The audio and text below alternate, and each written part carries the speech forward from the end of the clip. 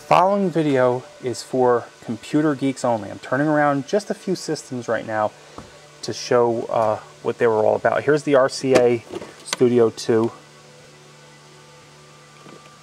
cartridge based. I know this was going into the late 1970s when this was released. Was it 77? Very strange looking cartridge port.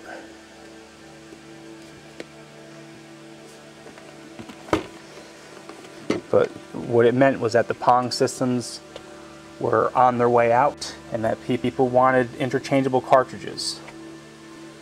Here's the channel select, channel 2 and 3. Sound on and off, although you can't even reach that. Look at that. Oh, what the hell's wrong with these people? Look at that. Okay, here we are. That's an 8. It's model 18V100. RCA in Deptford, New Jersey. Here we are. Here we are. We have a date. We have a date on this. Look at this. I knew it might have been 1976, but geez, I'll have to look into the cartridges. Look at that, 1976. Made in USA. Here you go. Here's the serial number.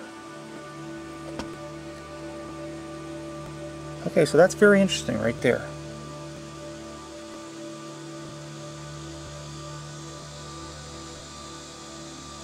(1976). Now, here's the. Let me just give you an idea of how big this system is. Here's the JCPenney Video Sports. Here's how it looks next to the Genesis 2. It's a really large system.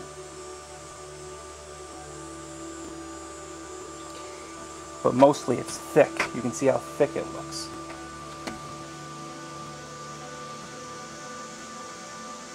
Actually, I'm not doing a good job of showing how thick it is. Maybe this will show. Right there's a good show, right there. Okay. Let me turn this around. Channel 4, channel 3 select. It was made in Japan. Can't read it. DSC. The camcorder is not really showing it. There it is.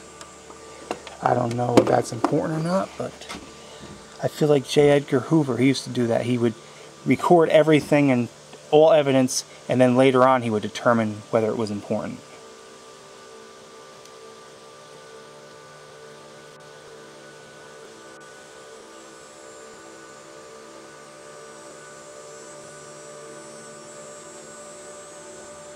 And as I said before, it was made in Japan.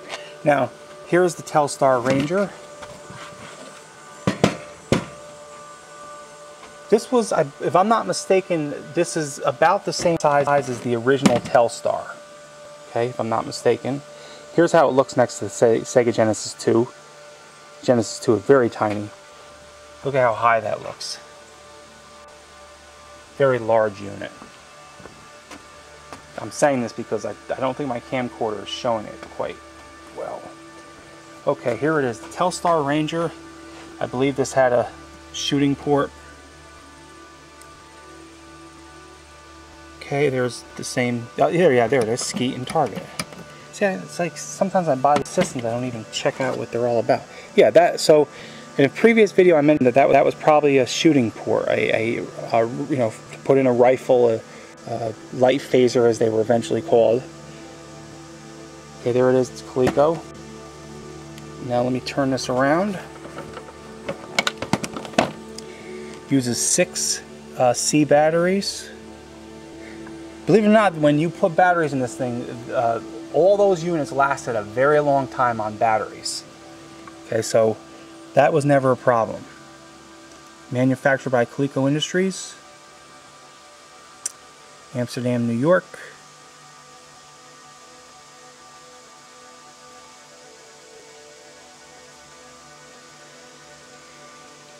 Okay, and then there's a little sticker on here, which probably means nothing. Here's a Genesis 2. When I turn this around,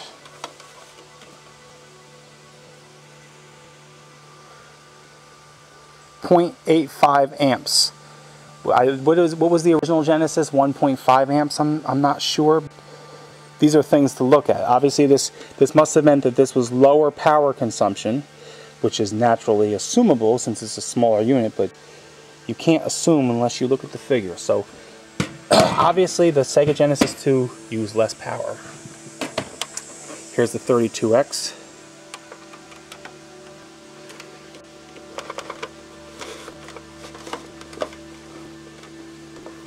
Here's the back of the Genesis 2 here.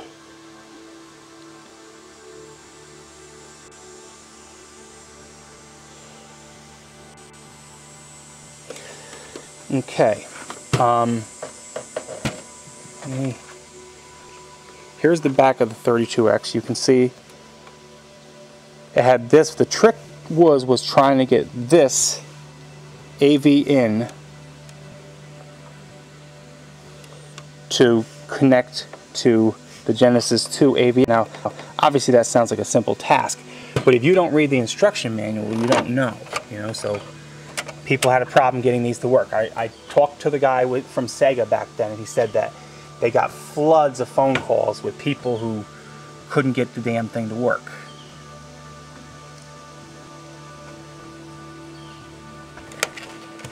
Because this had never happened before. Usually you just do it out. Now let me just take this off here. Okay, this is what the 32X looks like.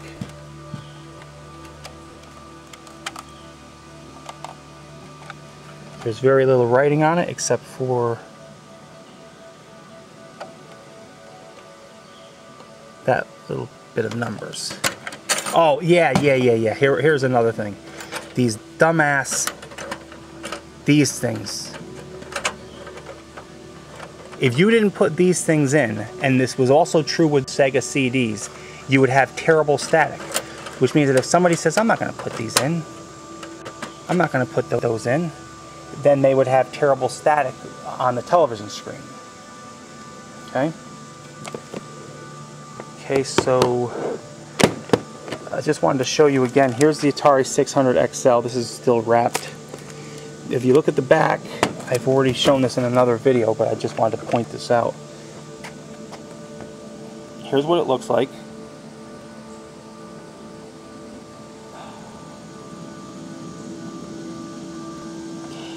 Okay, I have another 600 XL unit that looks a little bit different. Okay, here's the other unit. You can see they're both pretty much the same, but the back here that makes me assume that this is an older unit. This is an older unit. This is just my assumption. Okay.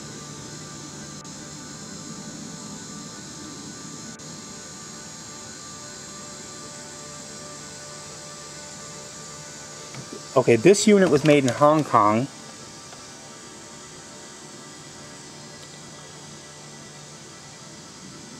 And it says Atari, a Warner Communications company. Okay. And this unit right here just says Atari. And this was made in Taiwan, whereas the other one was made in Hong Kong. So that obviously must mean that this must have been at a time when Warner sold this. So that's obviously just my assumption. Now here's the Gemini from Coleco. You still have the option of color and black and white.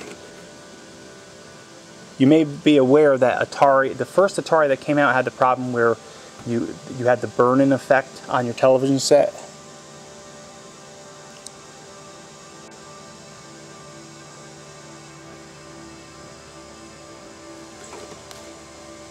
Okay. Sayonara.